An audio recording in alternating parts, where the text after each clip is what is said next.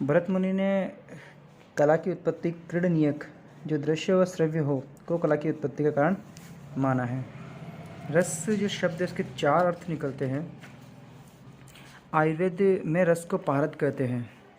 प्राणों व आंगना रस कहकर रस का सारभूत तत्व के रूप में स्वीकार किया गया है। तैत्तरीय उपनिषद में स्वयं ब्रह्मा को ही रस का रूप कहा गया है। छंदोग्य उपनिषद में रस के 8 प्रकारों का उल्लेख किया गया है। नाट्यशास्त्र में 6000 श्लोक तथा 36 अध्याय है। भरत मुनि निष्पत्तिवाद जो दिया था, भरत मुनि ने दिया था, इन वादों को ध्यान रखना है। निष्पत्तिवाद भरत मुनि ने दिया था। रस को अथर्ववेद से ग्रहित माना गया है। ये नाटक को वाङ्मय का श्रेष्ठ रूप मानकर उसका प्राणरस स्वीकार करते हैं। भरत से पूर्व रस की 2 परंपराएं थी, एक दुहिणी की तथा जो 8 रस मानते थे, दूसरी वासुकी की जो शांत नामक नवम रस भी मानते थे। भरत ने दुहिणी द्वारा संबंधित 8 रसों को मान्यता देकर 8 स्थायी, 33 व्याभिचारी एवं 8 सात्विक भाव का निरूपण किया। भाव 2 प्रकार के बताए गए हैं, स्थायी भाव और संचारी भाव, ये व्याभिचारी भाव। तो इसके अलावा सहृदय वासना या संस्कार रूप में मूलतः स्थित भाव को उद्बोधित करने वाले कारण विभाव कहलाते हैं। विभाव के भी 2 भेद बताए गए हैं, आलंबन विभाव और उद्दीपन विभाव। आलंबन विभाव मानव हृदय में भावनाओं को प्रस्फुटन किसी भाव वस्तु तथा किसी परिस्थिति विशेष की कल्पना द्वारा उत्पन्न होता है। उद्दीपन विभाव स्थायी भाव को जागृत रखने में सहायक भूत कारण होते हैं। रति, शोक, हास आदि स्थायी भाव को प्रकाशित या व्यक्त करने वाली आश्रय चेष्टाएं अनुभव कहलाती है। अनुभव के 4 भेद हैं, आंगिक अनुभव, वाचिक अनुभव, आहार्य अनुभव और सात्विक अनुभव। भरत के रस सिद्धांत की 2 आधारभूत विषय हैं, नाट्य रस की निष्पत्ति तथा नाट्य रस का सामाजिक रूप द्वारा आस्वादन। भरत ने रस के 3 अंग बताए हैं, ऐतिहासिक पात्र, अभिनेता और दर्शक। निष्पत्ति का अर्थ है बनना या होना। निष्पत्ति का शाब्दिक अर्थ है निस, धन, पद, धन, गतो, धन, तिन अर्थात विशेष रूप से स्थिति को प्राप्त करने का भाव। भट्टलोलट ने आरोपवाद दिया, श्रीशंकुक ने अनुपत्तिवाद दिया और भट्टनायक ने भुक्तिवाद दिया। अभिनव गुप्त ने अभिव्यक्तिवाद दिया। तो अभिनव गुप्त के अभि से अभिव्यक्तिवाद याद हो जाएगा। भट्ट के भुक्तिवाद को भा से तुम याद कर सकते हो। भट्टलोलट का जो है वो आरोपवाद हो गया, शंकुक का अनुमतिवाद हो गया। लोलट की व्याख्या वेदांत दर्शन का प्रभाव है लोलट की व्याख्या में। संयोग का अर्थ है लोलट के अनुसार 3 प्रकार का, उत्पादोत्पादन संबंध, गम्य गम्यक संबंध, पोषक संबंध। लोलट के अनुसार अनुभूति माना है, पदार्थ नहीं। लोलट के अनुसार रस एक लौकिक अनुभव है क्योंकि मूल पात्र उसका अनुभव करते हैं। दूसरे ने रस की अनुभूति माना है, पदार्थ नहीं। श्रीशंकुक ने चित्रतुरंग न्याय की स्थापना की थी। भट्टनायक ने भुक्तिवाद का दिया। परे पढ़ चुके रसास्वाद को भट्टनायक ने ब्रह्म सहोदर माना है। प्रश्न बन सकता है कि किसने रसास्वाद को ब्रह्म सहोदर माना है, तो भट्टनायक ने माना है। अभिनव गुप्त ने अभिव्यक्तिवाद दिया। 11वीं शताब्दी में इन्होंने भट्टनायक की भावकत्व एवं भोजकत्व 2 काल्पनिक क्रियाओं का खंडन कर व्यंजना या ध्वनि को उचित बताया है। अभिनव गुप्त सेवाद्वैत दर्शन के प्रकांड विद्वान थे।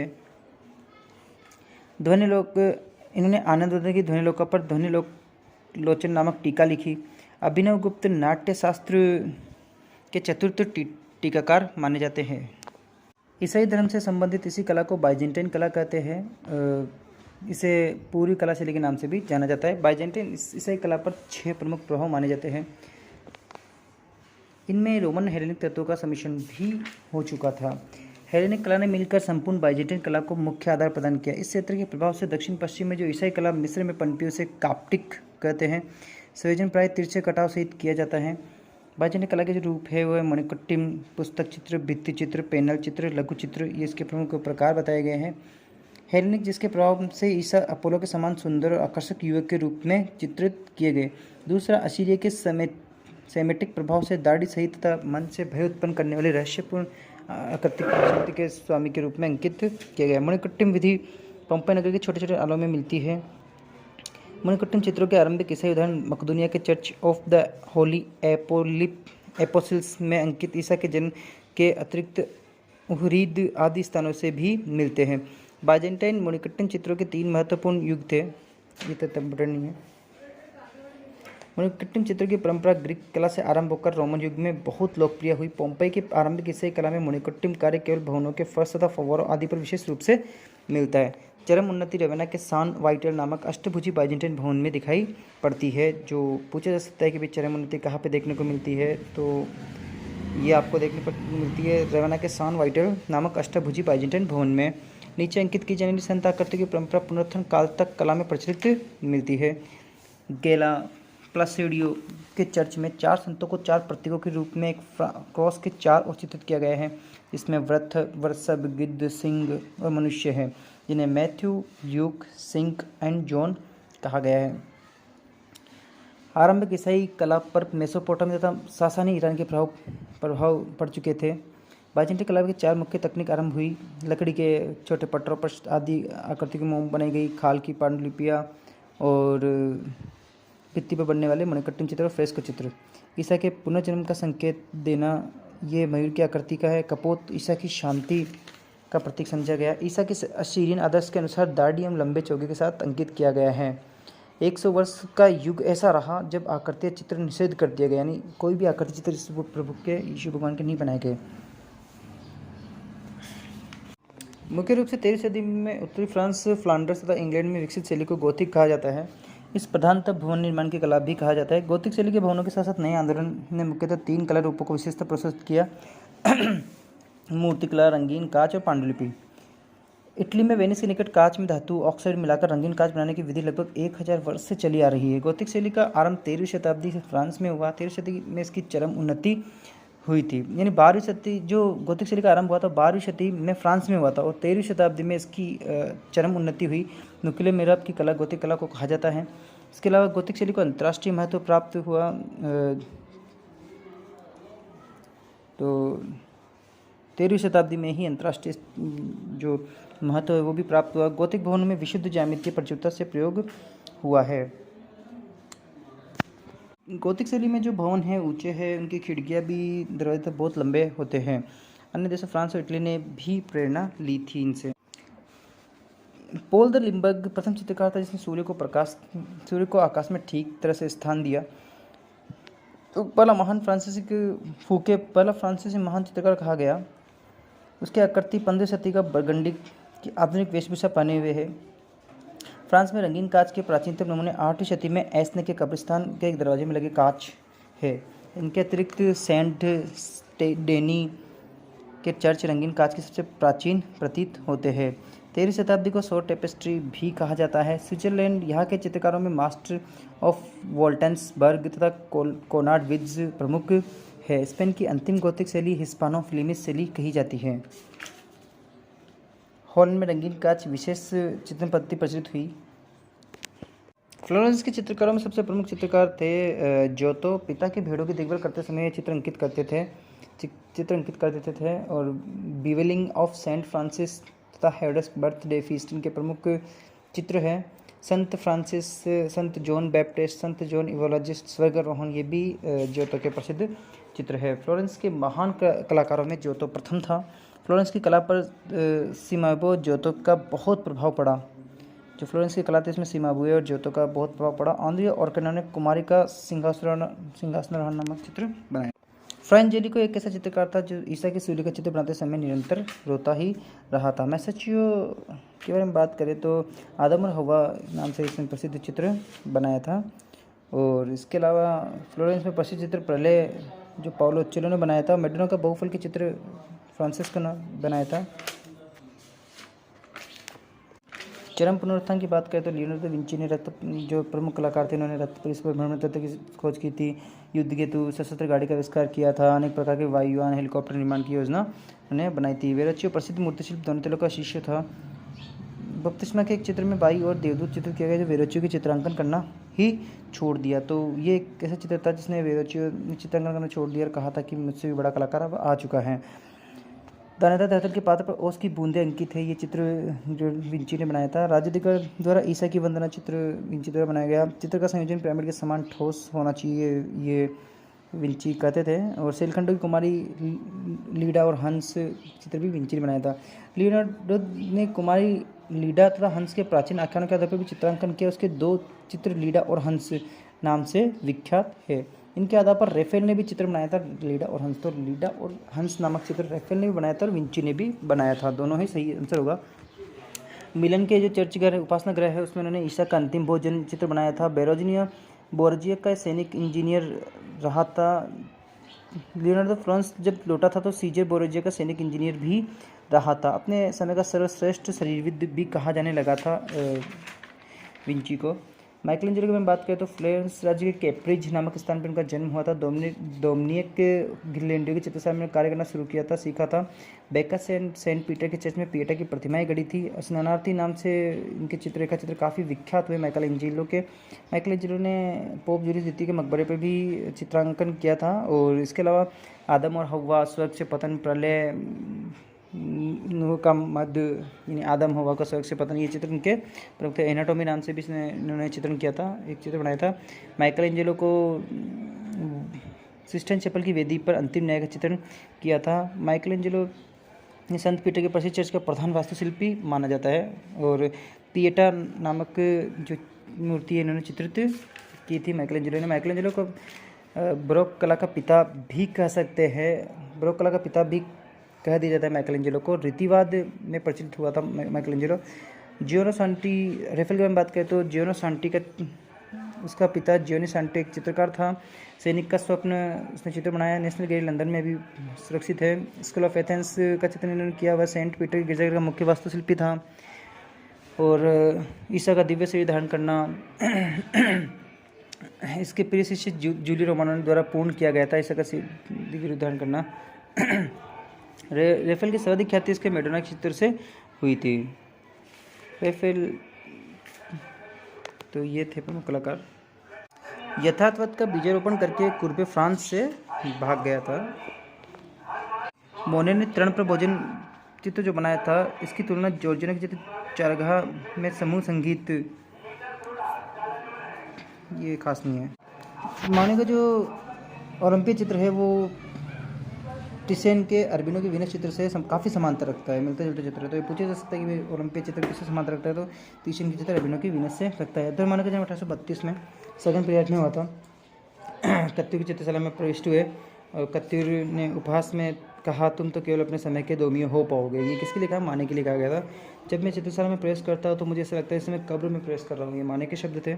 और 1859 में जब माने ने अपना चित्र एप्सित पीने वाला बनाया तो वो राष्ट्रीय कला प्रदर्शनी में भेजा था उन्होंने। 1859 में बनाया था एप्सित पीने वाला। और 1865 में ओलंपिक स्वीकृत हुई। कास्टिनर ने उसके ताश का पत्ता कहा था। तो पूछा जा सकता है कि कौन से चित्र को कास्टिनर ने ताश का पत्ता कहा था? ओलंपिया को कहा था। मोने पर एक पुस्तक भी लिखी गई जिसे एमिल जोला ने लिखा था। सब चित्रकार व साहित्य पेरिस के जलपान गृह कॉफ गर्वा में मिलते थे और चित्र विचार गोष्ठी करते थे। 1873 में बनाया चित्र अच्छी बियर इनके फ्रांस हॉल से प्रभावित होकर चित्रित किया था उन्होंने। 1874 में नाव की सवारी चित्र बनाया था। जॉर्ज मूर का व्यक्ति चित्र, फोलियो बर्जर का मदिरा ग्रह इनके प्रसिद्ध चित्र हैं माने के। 1883 में इनका देहावसान हुआ। ओलंपिक चित्र में खरीद कर लुब्ध संग्रहालय में दान किया गया था इनके। अब बात करते हैं प्रभाववादियों का। भातृमंडलीय बाती न्यायालय कलाकार, तो प्रभाववादी को बाती न्यायालय कलाकार भी कहा जाता है, इस बात का ध्यान रखना है। 1874 में इनकी प्रथम प्रदर्शनी का आयोजन हुआ था और प्रथम प्रभाववादी प्रदर्शनी थी। नादार के कार्यकक्ष में इस प्रदर्शनी का आयोजन हुआ था। वो 1874 में 165 कलाकृति को दर्शकों के सम्मुख रखा गया। प्रदर्शनी की व्यवस्था रेनवॉर्ड ने की थी। अज्ञात चित्रकारों, मूर्तिकारों, रेखा कलाकारों की परिषद इन्होंने नाम रखा था। लेकिन क्या हुआ कि मोने का जो चित्र था सूर्योदय का प्रभाव, इसके नाम पर लुई लेरॉय ने अपनी शारीवारी पत्रिका में इसकी निंदा की थी और प्रभाववादी नाम इसे दिया था। प्रदर्शनी ने उदारता से इस नाम को स्वीकारा, प्रभाववादी नाम को स्वीकारा।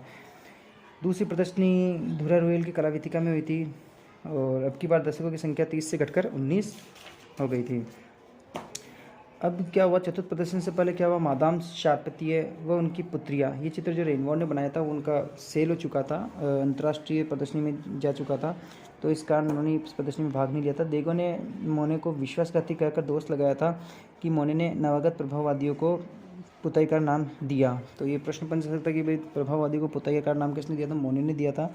8वीं प्रदर्शनी इनकी अंतिम प्रदर्शनी मानी जाती है और चित्रकार जयराम ने चित्रों को रद्दी उपमा देकर स्वीकार की नीति की आलोचना की। तो जब सरकार इनके चित्रों को स्वीकार कर रही थी तो जयराम ने कहा तो ये तो रद्दी है, रद्दी चित्र है, ऐसा करके ने अस्वीकार किया था।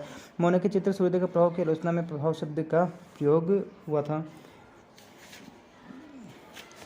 गोया का कहना था प्रकृति में रेखा कहाँ है। मोने ने उत्तर दिया किसी भी चित्र में सबसे प्रमुख व्यक्ति प्रकाश होता है। पॉल मोट्स ने लिखा कि चित्रकार जरूर किसी नेत्र दोष से पीड़ित है। प्रभाववादियों के लिए शब्द कहा गया था, पॉल मोट्स ने कहा था। क्लोद मोने 1840 में इनका जन्म हुआ। ये प्रभाववादियों के नेता माने जाते हैं और ग्ले की चित्रशाला में प्रविष्ट हुए और सैनिक सेवा भी इन्होंने दी थी। मोने ने कामिल नामक लड़की का व्यक्तिचित्र बनाया था जो राष्ट्रीय प्रदर्शनी में स्वीकृत हुआ था। बगीचे में महिलाएं, ये चित्र भी बनाया था उन्होंने। मोने ने कहा मेरे पास कोई कार्यकक्ष नहीं है एवं मेरी समझ में नहीं आता कि कमरे में बंद होकर चित्रकार क्यों काम करना चाहते हैं। जीवनी के चिनार वृक्ष, सूखी घास के ढेर व रुआ के गिरजाघर, ये इनके प्रसिद्ध चित्र है। उन्होंने घास का ढेर नामक चित्र मालिका 1890 में तैयार की थी। आर्जेंतो को दृश्य चित्र करने के लिए मोने ने शिकारा खरीदा था और सेजान ने कहा मोने केवल आँख है। 13वीं सदी के क्षेत्रीय चित्र इन्होंने बनाए थे। कुमुदिनी के फूल पे भी चित्रकारी इन्होंने की थी। आर्जेंतो की लाल नाव और चितार बक्सी इनके प्रमुख चित्रों में से एक है। एडगर देगा का जन्म 1834 में हुआ था और सैनिक सेवा इन्होंने भी दी थी। यदि मैं सरकार होता तो रक्षकों को नियुक्ति करके प्रकृति चित्र करने वालों पर सख्त ताक रखता। ये वाक्य देगा ने कहा था। अंग्र जब देगा से मिला था, देगा को कहा था देगा रेखाएं खींचो बेटा, खूब रेखाएं खींचो, ऐसा देगा को अंग्र ने कहा था। देगा प्रभाववादी शब्द से घृणा करते थे। चतुर्थ प्रदर्शनी के विज्ञापन से प्रभाववाद शब्द को इन्होंने ही हटवाया था। मैं मानवीय जीवन व मानव निर्मित प्रकाश को पसंद करता हूँ। कला मानव निर्मित है, कला को प्रकृति से संबंध नहीं है, ऐसा इन्होंने कहा था। युवती का शीर्ष देगा का प्रसिद्ध चित्र है। एस्थल म्यूसो इनका प्रसिद्ध चित्र है, जिनकी भाभी थी। दौड़ने वाला घोड़ा, देगा की मूर्तिकला में रेनवा ने कहा कि उनका पहला मूर्तिकार मैं मानता हूँ, ऐसा रेनवा ने कहा था। पहला मूर्तिकार मानता हूँ, रेनवा ने कहा था देगा के लिए ऐसा। पॉल सेजान का जन्म 1839 में हुआ था।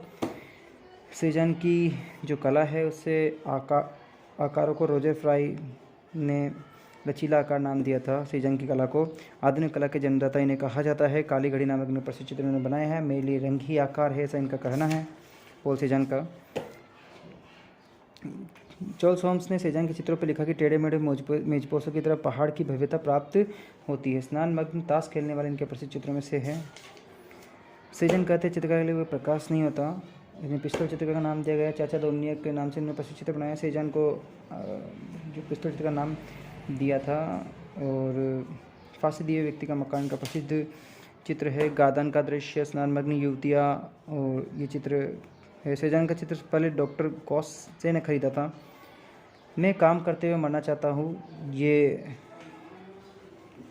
बात पॉल सेजान ने कही थी। मैं एक नई कला का आदिम कलाकार हूँ, ये भी पॉल सेजान ने कहा था। विंसेंट वैन गॉग का जन्म 1853 में हुआ था। 1890 में इनकी मृत्यु हुई थी। कला समीक्षक विधि ने लिखा है कि इसकी कहानी एक अकेले दिल की दुखती कहानी है और इनके बारे में ज़्यादा। ईसा का सबसे महान चित्रकार इन्होंने माना और एक महात्मा गांधी ने भी ईसा को महान चित्रकार माना, इसलिए इन दोनों की तुलना की जाती है। और डच काल में इनका चित्र 1880 से 1886 तक इनका डच काल था, जिसमें आलू बख्शी चित्र इन्होंने बनाया था। बाद में पेरिस काल में इन्होंने पीला वस्तु चित्र और तांग का व्यक्ति चित्र बनाया था। मुझे मेरी कला मेरी आत्मा का साक्षात्कार हुआ है, विंसेंट वैन गॉग ने कहा था। सूर्यमुखी के फूलों के चित्रों पर गिरजाघरों के चित्रों का प्रभाव है, ये वैन गॉग के चित्रों पर लिखा गया। सर्वक्ष का मार्ग इनका प्रमुख चित्र है। तारा भरी रात, सर्वक्ष का मार्ग, घाटी की तारी भरी रात, ये क्वेश्चन हो गया मतलब सारा। वैन गॉग की कला शैली की दृष्टि से 3 विभाग किए जा सकते हैं: रोमांसिक, यथार्थवाद, भाववाद, अभिव्यंजनावाद। पॉल गॉग का जन्म 1848 में हुआ था और नाविक की नौकरी करने लगे थे ये इसमें। गोंगो के बारे में बात करें तो गोंगो की ब्रितनी के निष्कपट जीवन का दृश्य, ब्रितनी काल के गाँव के चित्र में जैकोब का देवता का द्वंद्व भी प्रसिद्ध चित्र है। तो ये गोंगो, पॉल गोंगो का चित्र है। पीला ईसा विभिन्न का प्रसिद्ध चित्र है। गोंगो के बारे में कहते हैं रेखा में रंगों का सामर्थ्य है, ऐसी बात पॉल गोंगो ने कही थी। रेखा में रंगों का साहित्य है। साहित्य के चित्रों को बखूबी चित्रित किया था इन्होंने। हम कहाँ से आते हैं, हम क्या है, हम कहाँ जा रहे हैं, ये शीर्षक से विशाल चित्र इन्होंने 12x4 सही 1/2 आकार का बनाया था पॉल गोंगो ने। गोंगो कहते हैं यथार्थ में, कहते मैं सत्यार्थ में आदिम हूँ। तो ये बात कही थी, मैं सत्यार्थ में आदिम हूँ, ये गोंगो ने कहा था। मेरी का स्वागत करते हैं। ये चित्र भी इन्होंने बनाया था। संश्लेषणवादी कहना उचित होगा इनकी कला को। इसके अलावा फ्रेंच ने कैथोलिकवाद को प्रोत्साहित करने का श्रेय अप्रत्यक्ष रूप से गोंगा को दिया जाना चाहिए। तो फ्रेंच ने कैथोलिकवाद को जो दिया था वो गोंगा ने दिया था। मातिस ने सोशियत धू सलोदोतान संस्थान की स्थापना की थी। वॉक्सले ने कहा, देखो जंगली जानवरों के बीच में दोना-दूल्हा। तो ये बात किसने कही थी? तो वॉक्सले ने ये बात कही थी और मातिस के बारे में कही थी। नव कलाकार फाव ये जंगली जानवर के नाम से प्रसिद्ध थे। इन्हें दृष्टिदोषपूर्ण चित्रण, रंगों का पागलपन और मनमोज नाम दिए गए थे। जनता के मुंह पर रंगों के डिब्बे खाली किए, ऐसी बात कामी मॉकले ने इनके लिए कही थी।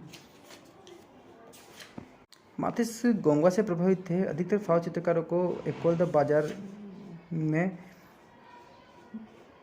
हुआ, जहाँ पे उन्होंने एक अध्यापक थे। हेनरी मातिस का जन्म 1869 में हुआ था और एपोडिसाइटिस से विकारग्रस्त होने से मातिस की काफ़ी समय रुग्णालय में बिताना पड़ा था। गुलाम नाम से मूर्ति बनाई थी और गुलाम शीर्षक की मूर्ति व रोंदा की मूर्ति चलता हुआ आदमी में काफ़ी समानता है। ऐसा मातिस ने बनाई थी गुलाम मूर्ति। और 1904 में मातिस की प्रथम एकल प्रदर्शनी हुई थी। विलास इनके प्रसिद्ध, हरिपट्टी, जीवन का आनंद, स्नान मग्नाएँ सब। ये जो चित्र स्नान मग्नाएँ थी, ये 3 स्नान मग्नाएँ स्पष्ट रूप से सेजान के चित्र स्नान मग्नाएँ से प्रभावित थी। तो पॉल सेजान के चित्र स्नान मग्नाएँ से प्रभावित होकर 3 स्नान मग्नाएँ चित्र उन्होंने बनाया था। लाल चित्रकला कक्षी का चित्र उन्होंने किया था। सन 1907 यानी 1907 में घनवाद का उदय हुआ था और मातिस ने जीवन का आनंद चित्र करके भाववाद को अंतिम रूप प्रदान किया था 1906 में। पाब्लो पिकासो ने 1907 में अपना सुविख्यात चित्र ओविनी की स्त्रियाँ बनाई थी, जो घनवाद का प्रथम चित्र माना जाता है। आइबीन मूर्तियों से सबसे अधिक प्रेरणा ली थी पिकासो ने। ओविनी की स्त्रियाँ पॉल गोंगा की मूर्तिकला का भी प्रभाव है इसमें। विवस्थित स्त्री घनवाद की दिशा में प्रथम चरण था, जो कि ब्राक का चित्र था। तो 1908 में ब्राक में अपना चित्र बनाया था, विवस्थित स्त्री। लुई वॉक्सले ने प्रदर्शनी की आलोचना में ब्राक के चित्रों को नाम दिया था घनाकारों का वैचित्र्य। लुई वॉक्सले ने नाम दिया था। आइवरी कोस्ट के नकाब आदि से प्रेरणा लेकर कला निर्मित की थी और अफ्रीकी मूर्तियाँ चित्रित की थी पिकासो ने। वायोलिन वादक ब्राक के वायोलिन गजल पात्र, पिकासो के वायोलिन वाद। पिकासो ब्राक के घनवाद को परिसीमित घनवाद भी कहा जाता है। बेत की कुर्सी पर वस्तु समूह 1912 में प्रथम कोलाज कृति है। 1925 में 3 नर्तक चित्र बनाकर घनवाद से विदा ली थी पिकासो ने और ग्लेजो मैजिन्स की पुस्तक घनवाद व अपोलिनर की पुस्तक थी घनवादी चित्रकारिता पुस्तक थी। तो घनवाद पुस्तक लिखी थी ग्लेजो मैजिन्स ने और अपोलिनियर ने लिखी थी घनवादी चित्रकार। बर्गस ने सृजनशील उत्क्रांति पुस्तक लिखी थी। जॉर्ज ब्राक का जन्म अजंताई में 1882 के अंदर हुआ था। विवत्स स्त्री का पहला घनवादी चित्र माना जाता है। ऋतु संपन्नता के देवता का चित्र और सूर्य का रथ ये ब्राक ने चित्रित किया था। जैसे ऋतु संपन्नता के जो देवता है, इसे कॉन्फरस नाम भी है इसका। गोल मेज पर वस्तु समूह, लाल मेज पर वस्तु समूह, संगमरमर का मेज, चिमनी वस्तु समूह, बिलियर्ड का मेज, ये सब चित्र ब्राक के बनाए हुए हैं। ब्राक का चित्र अहंकार भी है, एक चित्रकला कक्षी भी चित्र उन्होंने बनाया था। पाब्लो पिकासो का जन्म 1881 में हुआ था और मलागा गाँव स्पेन में इनका जन्म हुआ था। पिकासो ने युवा कला नामक पत्रिका का प्रकाशन आरंभ किया था। 1901 से 1904 के बीच नीला काल पिकासो को माना जाता है। परित्यक्ता, वृद्ध, जीव, युग्म व स्त्री करने वाली इनके प्रमुख चित्र है। पिकासो ने 1905 में गुलाबी रंग ने प्रमुख स्थान दिया। 1905 में नीला काल के चित्रों का मुख्य भाव था मान युद्ध, जबकि गुलाबी काल में चित्रों का निराश व समर्पण था। इनके काल थे प्रमुख जो गुलाबी काल के जो चित्र थे वो भांड का परिवार, नट व गोला के प्रमुख चित्र थे।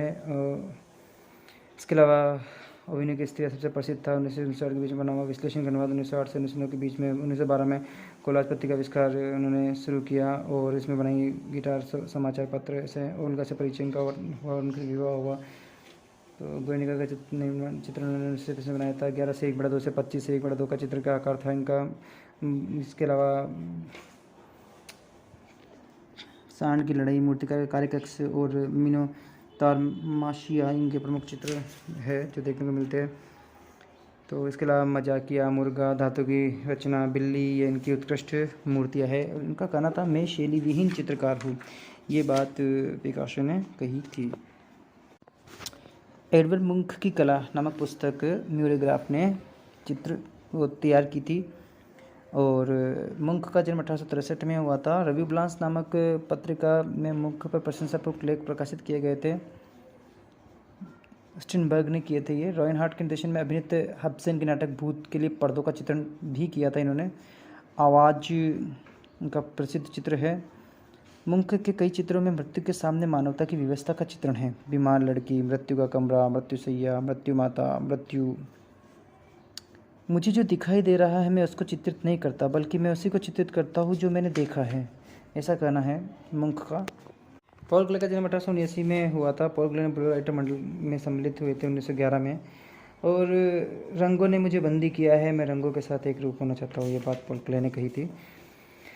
क्ले ने विद्यार्थियों के कला के मूल तत्वों को संक्षेप में लिखकर अध्यापन शास्त्र की अभ्यास पुस्तिका नाम से पुस्तक को प्रकाशित करवाया था। तो अध्यापन शास्त्र पुस्तिका पॉल क्ले ने लिखी थी। कुल्हाड़ी से कटा हुआ सिर, सितारों की ओर, पीले पक्षियों वाला प्रकृति चित्र, नाविक सिंदबाद, ये इनके प्रसिद्ध चित्र पॉल क्ले के थे। कांडिस्की का जन्म 1866 में हुआ था। वस्तुनिष्ठ कला के महान प्रेरणाओं में से थे। और कला में आत्मिकता नामक पुस्तक इन्होंने लिखी थी कांडिस्की ने। बिंदु व रेखा समतल। और इन्होंने कहा था आधुनिक कला का जन्म तब ही होगा जब हस्ताक्षर प्रतीकों का स्थान ग्रहण कर लेंगे, ऐसा इनका मानना था। दादावाद का जन्म 1916 में ज्यूरिख के कॉबर वॉल्टेर में हुआ था। और साहित्यक ह्यूगो बोल ने सामाजिक, नैतिक और सांस्कृतिक मूल्यों का पुनर्विचार करके उद्देश्य में कॉबर वॉल्टेर का उद्घाटन किया था। जर्मन फेर शब्द को उसको चाकू से खोला गया। जो शब्द पहले दिखाई दिया था उसे दादा नाम कर दिया। 291 में एक मासिक पत्रिका है। दूसा ने काफ़ी की चक्की नामक कृति बनाई थी।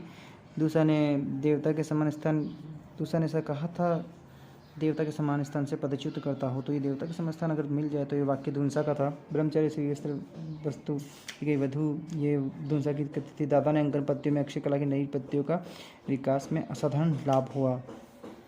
मॉरी लॉरेंस व ग्लेज मिले हमने 300 नामक एक, ये भी एक मासिक पत्रिका है। तो इसका निर्माण जो प्रकाशित किया था इन्होंने किया था।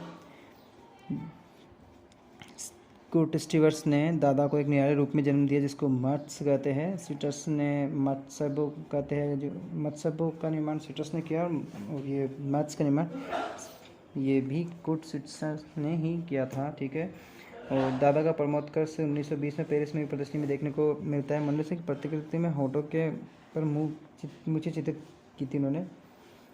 मर्स ब्लिट का अर्थ होता है रद्दी चित्र। दूसरा ने मोनालिसा की प्रतिकृति पर मुझे चित्रित की थी, ल्यूक नाम से दिया था। और दादा का जन्म मानव विकास संयंत्र शिष्टाचार की निंदा करने हेतु पेकाबिया की कृति कामुकता का प्रदर्शन। 1920 में आंध्र बेतो ने यथार्थ को प्रथम घोषणा पत्र प्रकाशित किया था। आंध्र बेतो ने किया था। कलाकार केवल चेतन मन के ऊपर निर्भर रहते थे, ऐसा कहा जाता था। अति यथार्थवादी क्रांति, ये भी एक मासिक पत्रिका थी। कवि ब्रेतो ने अति यथार्थवादी चित्रकार के नाम से नामक पुस्तक भी रचना की थी। निर्जीव जीवित का आरोप अतिथि की एक विशेषता थी, निर्जीव जीवित पर आरोप। सलोदो डाली के विचार से बहम जगत का यथार्थ मन की यथार्थ केवल स्पष्टीकरण का प्रमाणीकरण है। मीरो, आंद्रे मोसो आदि ये बात कही थी डॉली ने। बहम जगत का यथार्थ मन के यथार्थ केवल स्पष्टीकरण का प्रमाणीकरण है। मीरो, आंद्रे मोसो आदि उन्होंने वस्तुनिरपेक्ष अति यथार्थ का कहा था।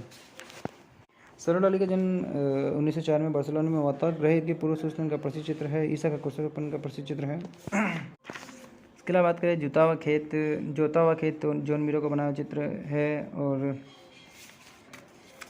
भांड का महोत्सव, सूर्य के सामने कुत्ता व आदमी, चांदनी रात में स्त्रियाँ, ये जॉन मीरो के प्रसिद्ध चित्र है। मन रे ने रेयोग्राफी नाम से प्रसिद्ध हुए थे। और धुएं चित्रण का आविष्कार पोलैंड ने किया था। रॉबर्ट कोट्स ने वस्तुनिरपेक्ष अभिव्यंजनावाद शब्द का प्रयोग किया था। रोशनबर्ग ने क्रियात्मक चित्रण शब्द का प्रयोग किया था।